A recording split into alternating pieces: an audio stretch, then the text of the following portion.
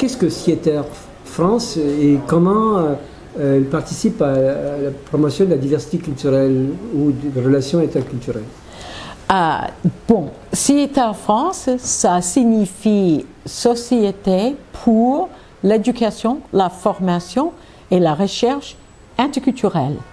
Ça vient de l'anglais Society for Intercultural Education, Training and Research. C'est justement CIETER France fait partie d'un réseau mondial qui a commencé dans un début des années 70 aux États-Unis et relativement vite CIETER France a été créé en 1964, je crois, c'est ça, 64.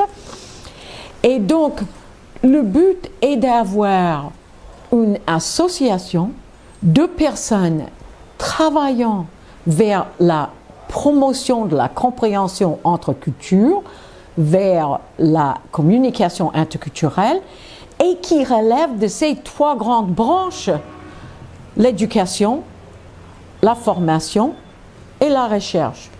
Parce que, si je peux dire, malheureusement, c'est des fois des branches qui ne communiquent pas trop. La recherche fait son chemin, hein? La formation forme les adultes et l'éducation prend en main les futurs citoyens, pour ainsi dire.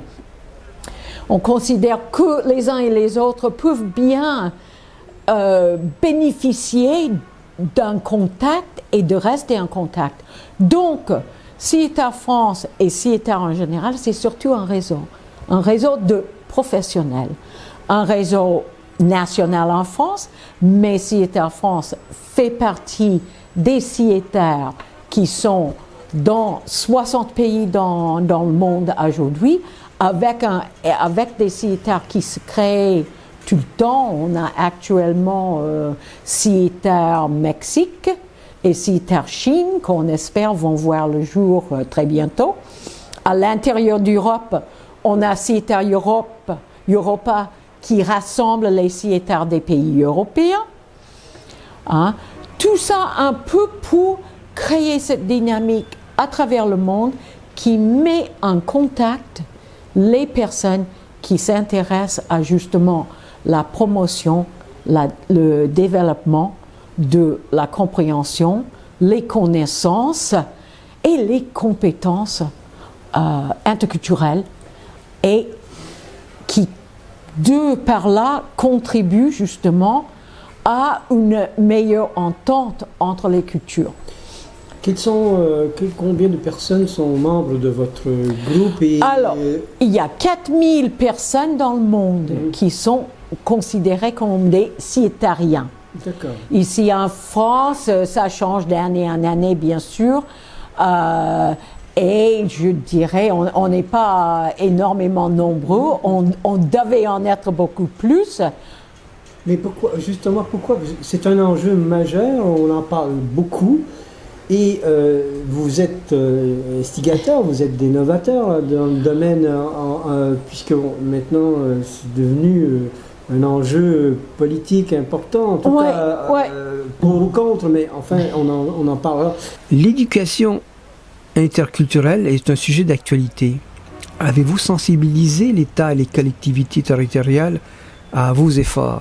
Pas tellement, et ça c'est probablement notre faute parce qu'on souffre d'une part, je dirais de la sorte de toutes les associations, c'est-à-dire que notre main-d'œuvre pour la plupart c'est des volontaires. Nous sommes tous sur le conseil d'administration par exemple des volontaires, donc on est tous en train de vivre nos vies et d'essayer de gagner nos vies et trouver le temps pour aller frapper aux portes continuellement, c'est un peu difficile. On devait faire plus un effort comme ça.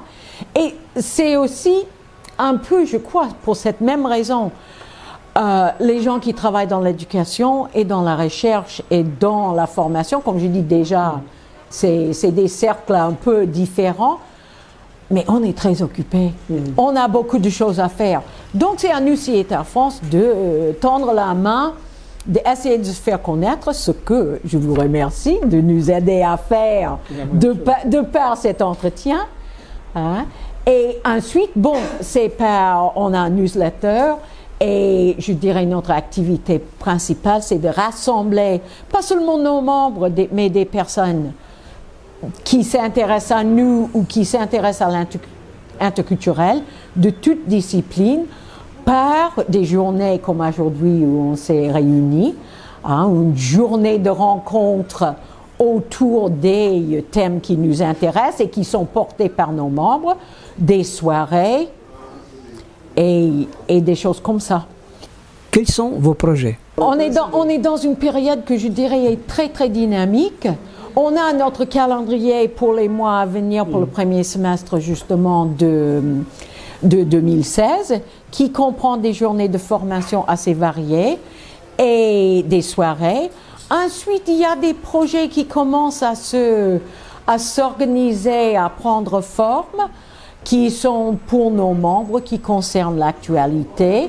Et on espère aussi tout simplement avoir des moments de rencontres informelles, parce que c'est ça aussi qui cherche les gens. C'est là où ils ont l'occasion de rentrer en contact avec d'autres acteurs dans les métiers de l'interculturel.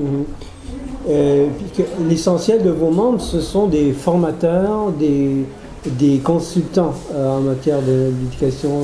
Alors, je crois que c'est en train de changer un peu, mais nous, notre but, c'est de rassembler les trois. Rechercheurs, éducateurs et formateurs. On a un grand nombre de formateurs, mais dans toutes les disciplines. L'interculturel pur, impatriation, expatriation, leadership, management du changement,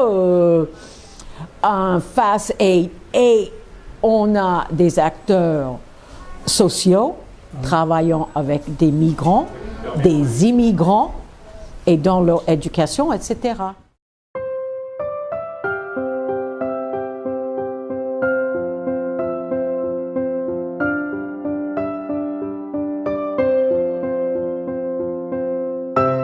Si vous voulez voir d'autres vidéos sur la même thématique, vous pouvez désormais vous diriger vers ces vidéos proposées ci-dessous.